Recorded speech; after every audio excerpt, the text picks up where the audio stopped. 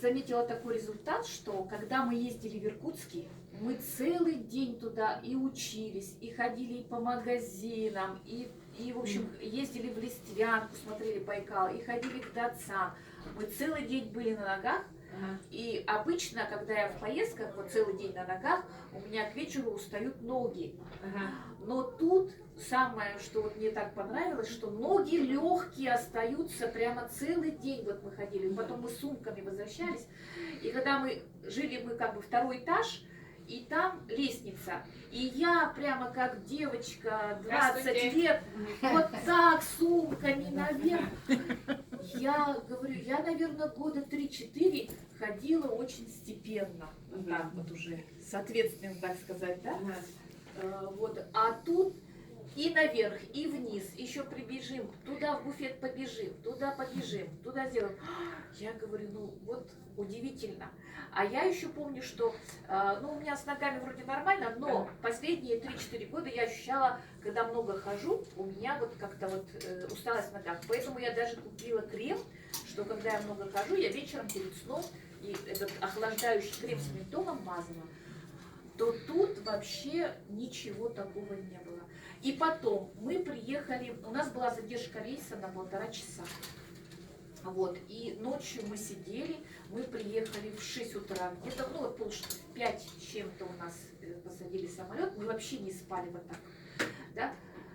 Никакой тяжести в голове. Вот я тоже ездила, когда раньше, если я не посплю ночь, у меня тяжесть в голове, то тут не было.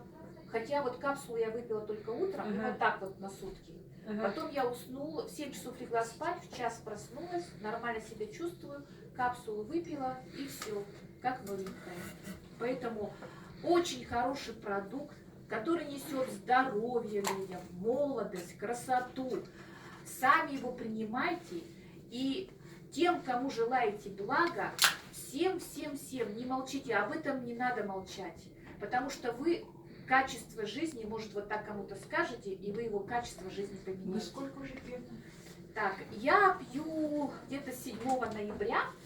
Только начали, да? Да, только начала. По половинке? Совсем немножко по 1/4, и потом вот так. И совсем недавно я стала капсулу, но я сюда зашла из-за мамы. У моей мамы ревматоидный артрит. Вот это такое заболевание, очень сложное. И возраст у нее преклонный, ей около 80 лет. Поэтому эту капсулу она принимает понемножку, но у нее сейчас пошло обострение. Вот. Ей нужно пить много воды, но она, как старый человек, любит чай с молоком. И она думает, что это вода. Я к ней прихожу, учу ее пить воду. Ну, оказывается, пожилые люди не очень-то любят пить воду. Да, им трудно пить воду. Я говорю, пей горячее ее, да. Ну, вот так веду с ней работу, и у нее вот, видимо, все вот эти вот задвигалось, все вот это стало выходить.